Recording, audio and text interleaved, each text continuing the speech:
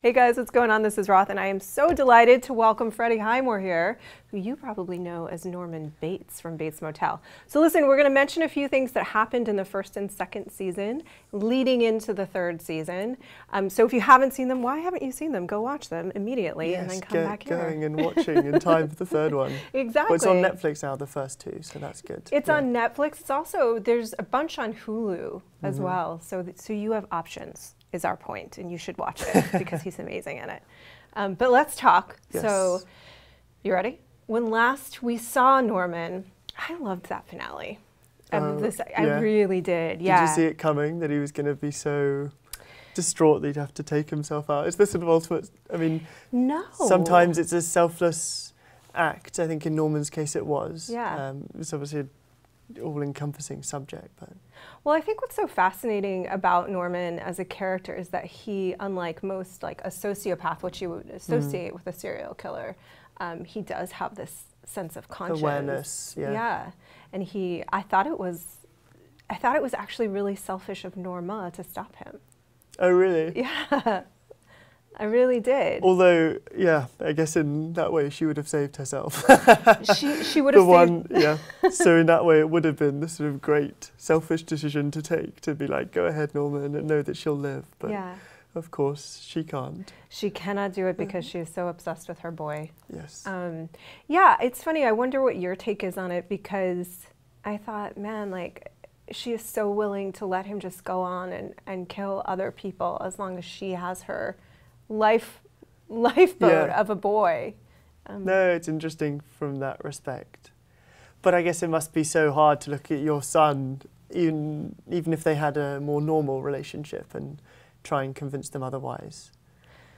Yeah, yes, of course. Yeah. I mean, there's a genuine love. You know, we talked initially when the show was going to air about this idea of nature versus nurture, and the show was going to kind of explore what birthed Norman. Where are you at with that now? Do you think that this is somebody that could have been saved had his mother been willing to be honest? I'm not sure he would have been completely saved. Things would have turned out differently, and maybe he would have got the help that he definitely needs, or better help from a different situation.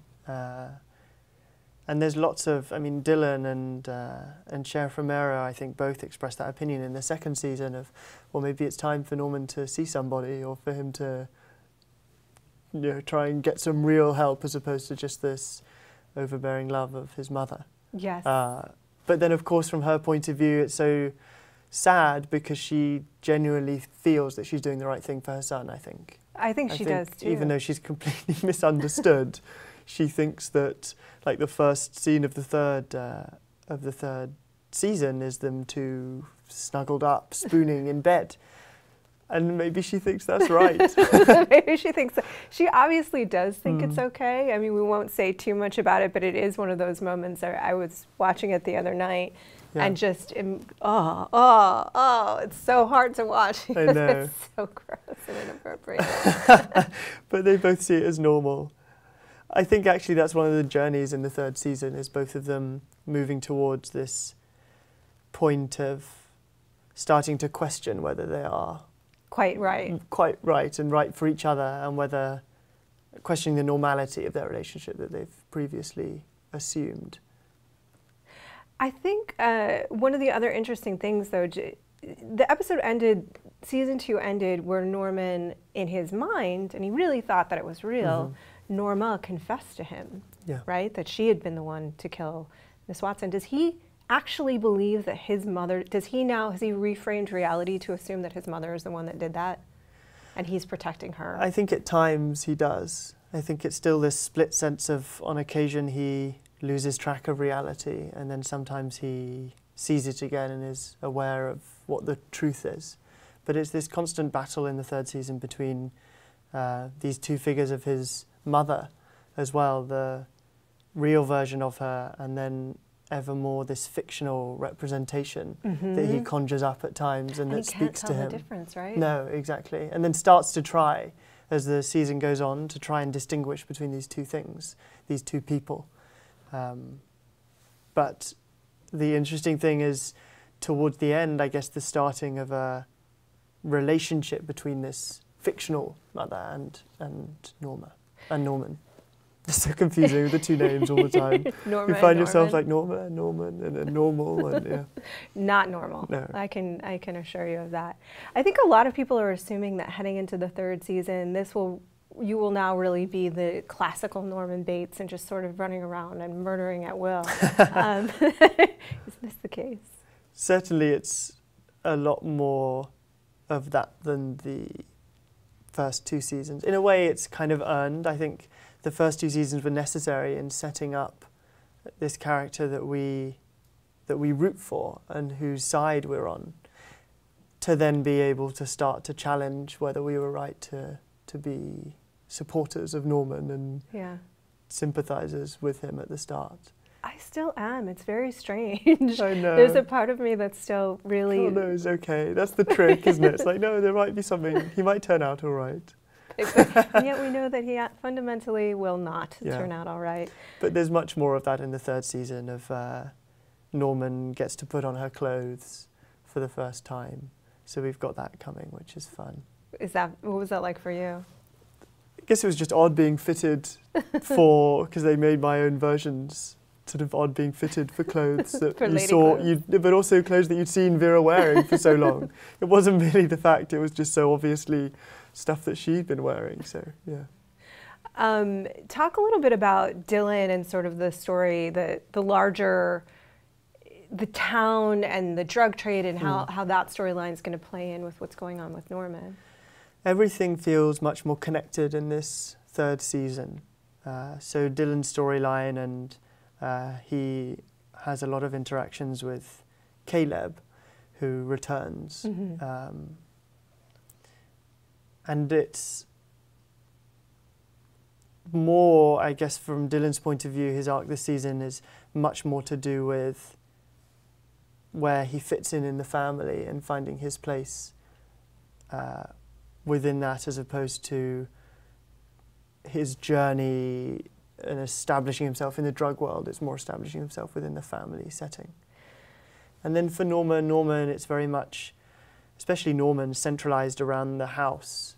There's much less external interactions. I mean, Norman in the first episode, we find out he's going to be homeschooling and he's made the manager of the motel, which he's incredibly excited about and proud of. But that also means that he doesn't really see that many people outside of the core group that he's used to, and that's not going to help. Himself. You know, you see him struggling internally as opposed to externally. Emma, do you know, obviously Emma is quite in love with Norman, but do you think it would be the worst thing for this poor girl if he were to return her affections? It's tricky because I think Norman does have genuine feelings for Emma. And they'll certainly get closer towards the start of this third season. And when they do, it's, I don't know, it's sad because you know it can never work out well for them. But I do think that Norman has a slightly performative side to him this season, or slightly more manipulative, if you wanted to sort of twist it in a negative way, and a bit more selfish. So he's maybe trying to get out of a possible relationship with Emma, something that's good for him, whether that's showing his mother the things that he can do and that he can be a good person or otherwise. Okay, so I just have one last question that's a little funny, which is we put out a social call saying, like, let's ask Freddie some questions. Overwhelmingly, this was the question our audience wanted to ask. They actually wanted to know if you would be interested in playing Spider-Man. And I don't know if you're really? aware of this, but there is a huge call online for you to be the next Spider-Man. So now that you've played this iconic character. On to the next one. On to the next one. I mean, obviously, I would love to be considered. That would be fantastic. I guess we'll just see how things go. Have you seen that bubble up online? Sort of have people tried to reach out and tweet at you? No, well, I don't have Twitter. I kind of stay offline myself. So I haven't sort of been stoking any fires on my own, but no, I'd love to, yeah. Is that a thing that you pay attention to at this point in your careers, kind of the rise of the superhero movement? And do you think about wanting to be involved in that kind of thing?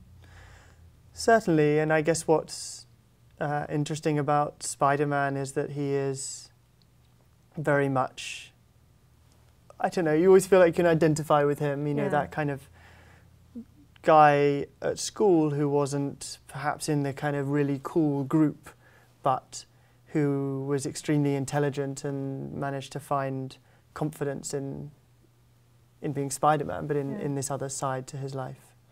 I was going to try and make a comparison between them, Spider-Man and Norman Bates, but I'm not sure. I think it's best to stay clear of that one. Probably. I think that the link would be the awkwardness, right? Yeah, like of course. The feeling of, and trying to fit in. They both want to, and I guess they both do it in extremely different ways. And extreme ways, too. Yes. Yeah, they do. But and they both wear costumes. Yeah, they both dress up. They like to dress up. Oh, man. I am fascinated about this with actors is if that were to be an opportunity, would there be any hesitation about joining something that would blow up quite like that would make you so, I mean, you're already, you know, in the public eye, but to that degree? I guess that's always something that you would think about. At the same time, I think it's just such a, would be, you know, such a fantastic role that I mean, as with Norman Bates, to some extent, people would always say, oh, is it tricky playing Norman knowing that he has such this history behind him, and Anthony Perkins' sort of classic performance that you'll always be compared to. Yeah. And I guess similarly with the actor that ends up playing Spider-Man, there will always be those